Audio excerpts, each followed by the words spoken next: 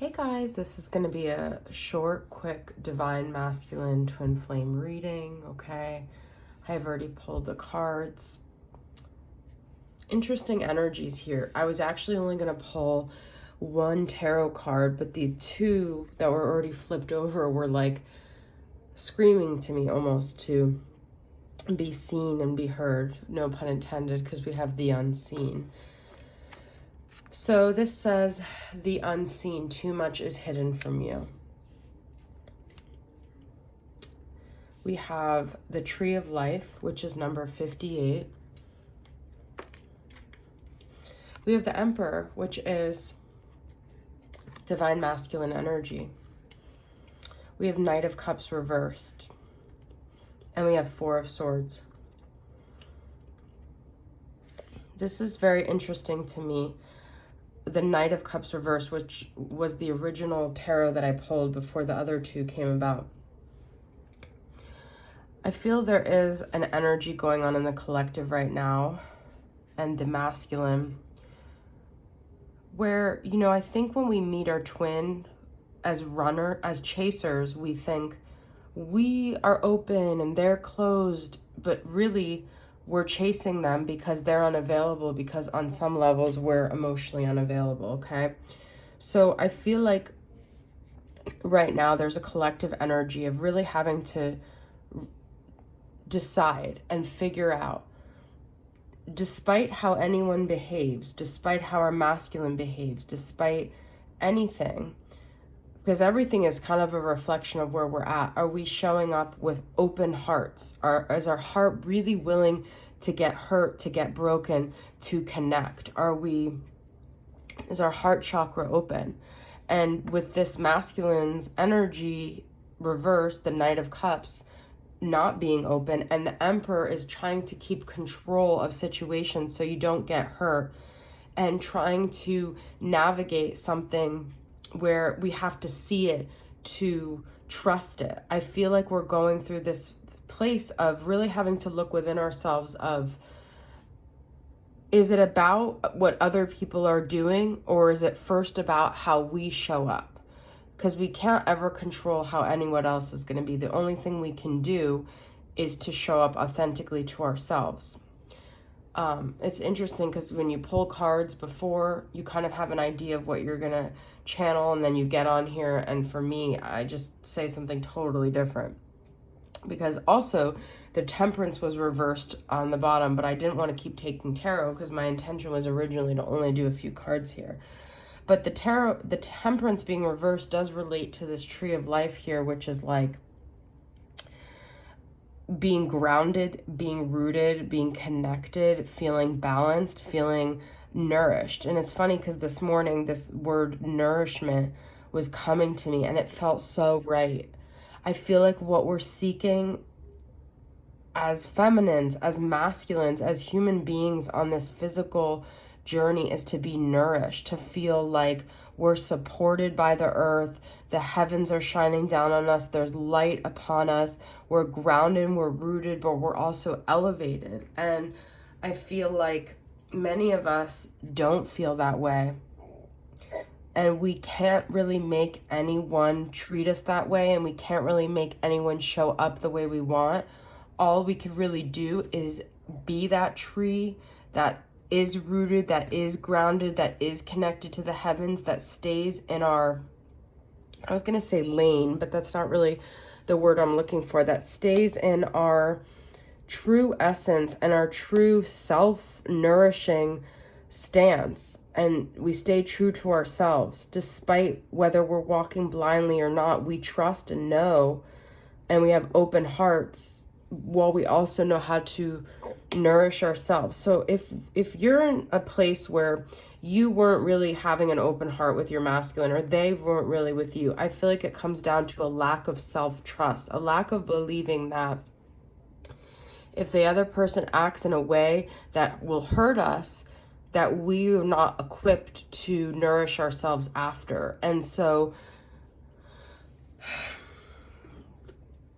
I am channeling a lot for the feminines and the masculines. Now, I haven't even really touched on the Four of Swords, which basically is that the balance can only come from within our bodies, okay? We've got to get into our bodies. That's kind of what this tree of life is too. It's not about what we're seeing on the outside, it's what we're feeling on the inside. And now, taking these cards from a literal stance is like too much is hidden from you. There is a point when you do have a reality that is not aligned with actually what you are living, which is you do, and you can be honest with yourself when you evaluate this, and you do feel like you're showing up authentically and openly, and you're meeting somebody who is not. If you guys can honestly say that about your masculine. Now, many of the people on this journey are, if you're pointing the fingers and you're blaming the masculine and you're using psychological words to identify anyone, there's something that you're not looking at within yourself.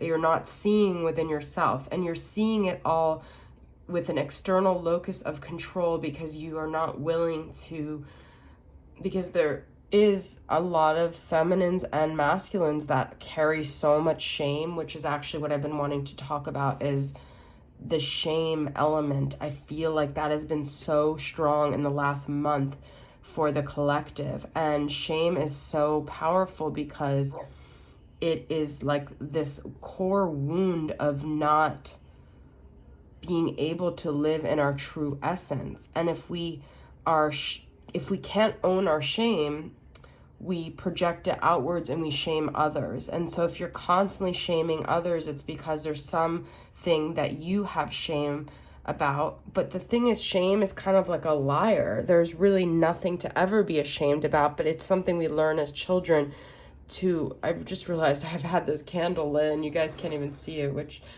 but it's something we learn as children to feel shame, and we carry that, and it's actually never really productive at all. So if you guys are shaming other people, you're shaming your masculine, you shouldn't be shaming yourself either, but you have to own the fact that there is something you're not willing to own, okay? And so I was going to make this like a 3-minute reading, but I'm channeling a lot. So what I basically feel is that we're not seeing, and I talked about this in my reading last night, we're not seeing our part, but we're also not taking the necessary steps to nourish ourselves so that we can. Now, the other thing I was saying is that if you really are meeting someone who's not having an open chakra, a heart chakra, and you genuinely feel yours is, that's just a reflection to show you of, it's a contrast. So it doesn't necessarily have to be that everything you see in your vicinity is you. It could also be used as a contrast, but in that sense, then you just move it along and you say, this is not a representation of me. I am not at this point. And either way, you don't stay fixated. You don't stay pointing the finger. You don't put all this constant energy of non-acceptance of where someone is, because the more you stay in that energy of non-acceptance, the more you're actually kind of co-signing that you're in that energy as well. And so the reality is, when you think about this tree, really, this is very simple. You just need nourishment. You need to feel grounded. You need to feel inspired from the light and the heavens above. You need to stand tall. You need to own yourself. You need to breathe with this 4 of Swords. You need to take the time you need to be patient, and you need to trust that sometimes there are not things that you see, and it's not worth your energy to place the blame on that or to spend your time wondering about that. There are some things that are not meant for you to be seen. And by the way, this is number 4. But and if we want to get into this, like, this is Pisces to me, this Knight of Cups, but it could also be Cancer, Scorpio. This is Aries.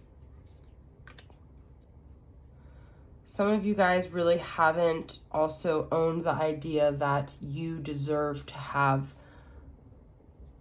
the love and the connection that you're seeking. And so I think that that is really where you need to go inside and to realize, Are you trying to find a project, or are you trying to find a partner? And that's kind of where I'll leave it at. All right. Thanks for tuning in. I'll see you guys next time. Bye.